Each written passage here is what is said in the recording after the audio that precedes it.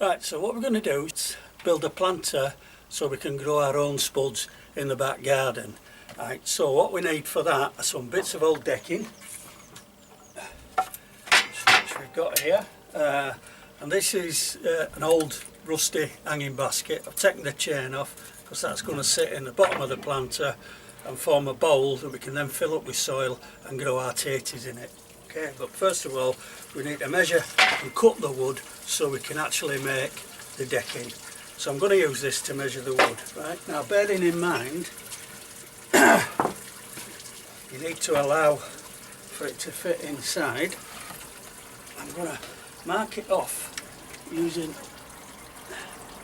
a bit of wood like that, see, because we like to be precise, and another bit of wood like that, and I haven't got a pencil, so what we'll do is we'll use my trusty rusty saw to make a little mark there so that we know where to cut it, and then that piece of wood we'll use as a measure for all the other pieces that we're going to use to make the planter. Right, so I'll just get this out of the way. We'll get this out of the way. We'll get this out of the way. And then we'll lock this with my Black & Decker workmate.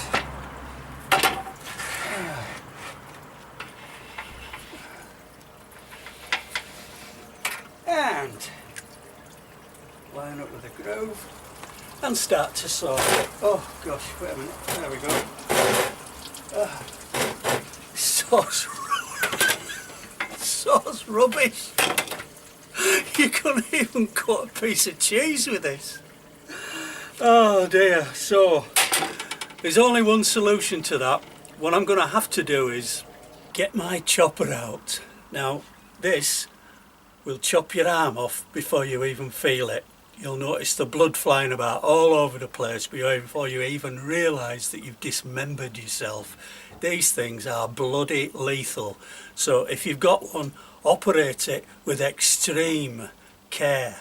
Right, so I've lined up this piece of wood with our mark, and there's a little laser that shines down there, and that tells me exactly where I need to cut it. I'm going to put this clamp down because it's a lot safer than holding it with my bare hands. I'm going to lock that in position.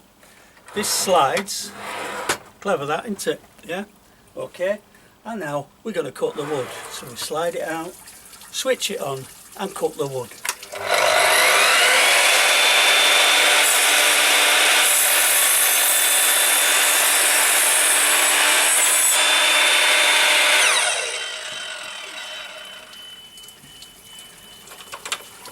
That gives us a nice clean cut, perfect right angles, and we can now use this piece to measure up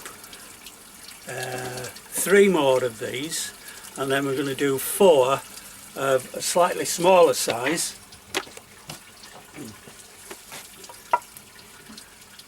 which will match the width of the hanging basket.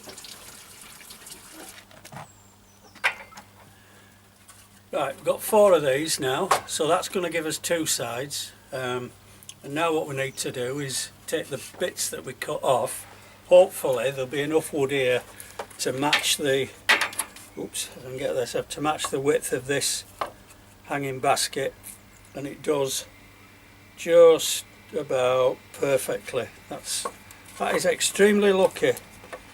So let's have a look. Yeah, so that length there is the same width as this. How lucky is that? Right, so now we've got 4 this size. We managed to salvage it from the offcuts from the other ones, so we've not wasted too much. The next stage of the process is we need 4 legs to go on the inside that'll hold it all together when we start to screw the pieces to make the box. So I've got some odd offcuts of just bits of plain wood really that I found lying around, and we're going to make some legs out of this. So again, using extremely precise measurement techniques, we'll put two of them together because we know that's how deep it's going to be, and then we'll just make a mark with our thumbnail, there we go, allowing maybe a couple of centimetres so that it just raises it off the ground so that you can get some adequate drainage when it rains. I've put my chopper away, and now we're going to get into a bit of serious drilling and screwing.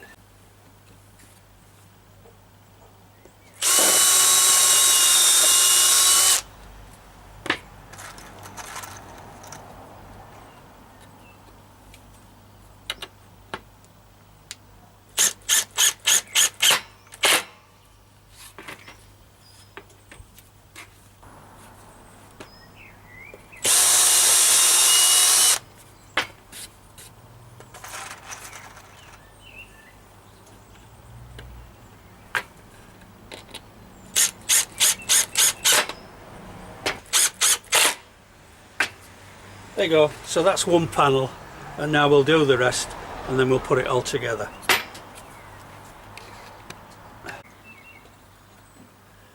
One thing that we do need to do here is put another screw in to hold the basket, because that's going to sit in there like that. So we kind of mark it off, and I think it goes in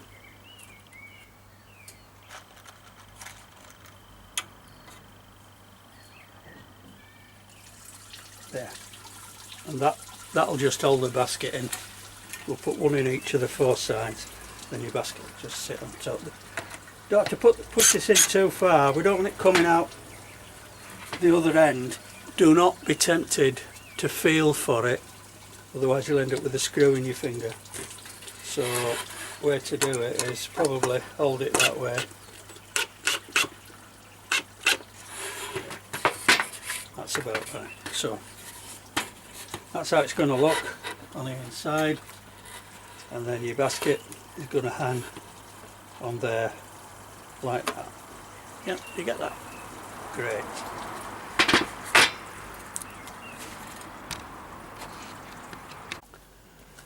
Right, so the next stage of the process is to put the four sides together. I've popped a screw in just at the right position to match that one, and we'll do the same for the other side.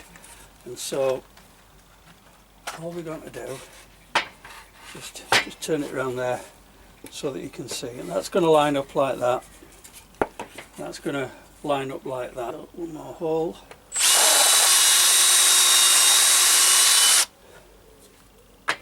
Once you get one screw in, it's a lot easier. It holds it all in position.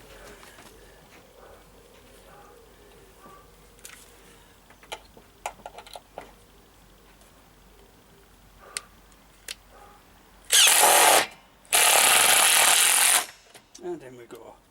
And then we'll do that all the way around.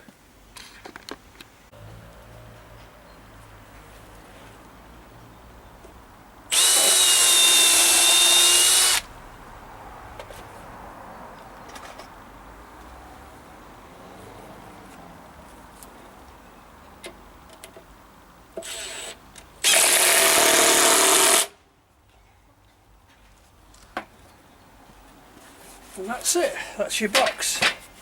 So that's going to stand like that, and then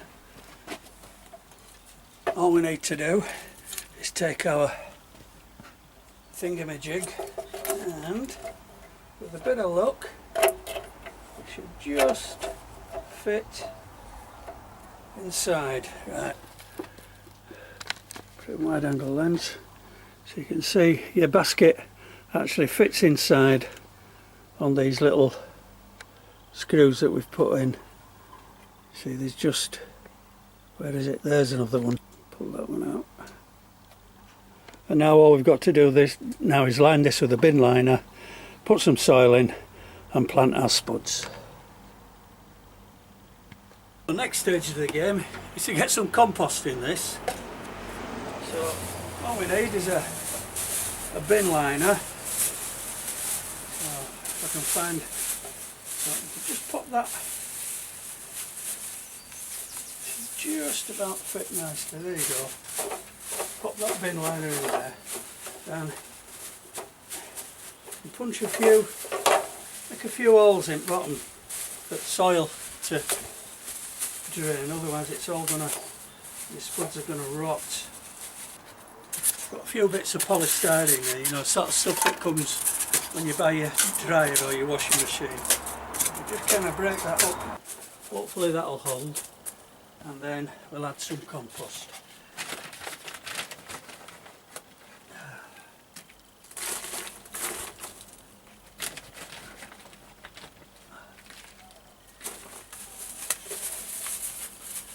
You can either leave it like that, or you can take a stapler,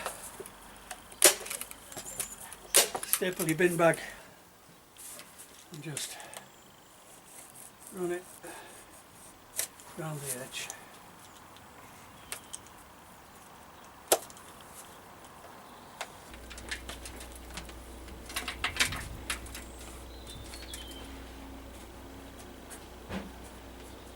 And you could give it a coat of wood preserver if you want, but honestly there's no need. These lighter colours will soon end up looking like this once it's been out in fresh air for a day or two.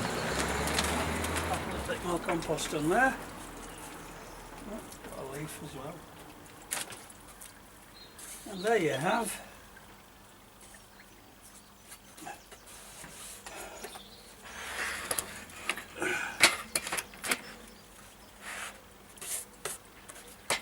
Bill and Ben's scrapyard planter. So here are the planters located in my humongous front garden, which is the size of a large postage stamp, and these are the spuds that we're going to plant in them. As you can see, they're all a bit manky because they've been lurking in the back of the cupboard for ages, and they've already started to sprout, so they'll probably grow okay. What I'm going to do is put 4 spuds in each container, so it'll give us, right, and I'm just going to pop them in like that, and in each corner.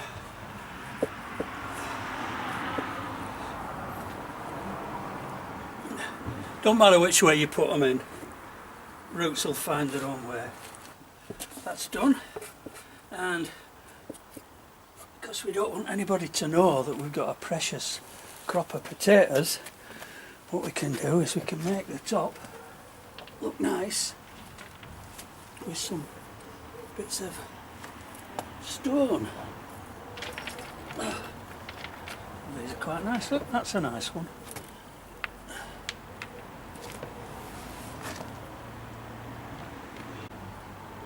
And there you have it, Bill and Ben Scrapyard Spud Planters.